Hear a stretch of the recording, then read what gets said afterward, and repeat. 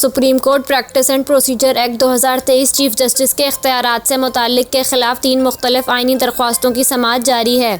Chief justice Pakistan Umar Ata Bandial की सरबराही में 8 रुकनी larger bench दरख्वास्तों की समाअत कर रहा है।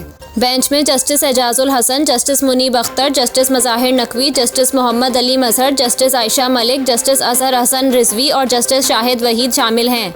सुप्रीम कोर्ट के लार्जर बेंच ने 13 अप्रैल को मौजूदा कानून पर अमल दरामद रोक दिया था। दरख्वास्त गुजारों के वकला आज अदालती इस्लाहात कानून पर दलाइल देंगे।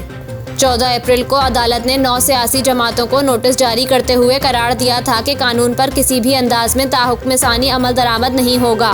8 सफ़ात की पेशगी हुक्म इम्तना में कहा गया कि चीफ जस्टिस के इख्तियारात के बारे में बिल को जिस लम्हे सदर की मंजूरी मिल जाती है या जैसा कि मामला हो ये समझा जाता है कि इस तरह की मंजूरी दे दी गई है, इसी लम्हे से और अगले अहकामात तक जो एक्ट वजूद में आएगा वो नहीं होगा और ना ही किसी तरीके से इस पर अमल किया जाएगा। 8 रुकनी बेंच ने सुप्रीम कोर्ट बार एसोसिएशन को इसके सदर के जरिए, पाकिस्तान बार कौंसिल को इसके वाइस चेयरमैन के जरिए नोटिस जारी किया, जबकि 9 सियासी जमातों को भी नोटिस जारी किया।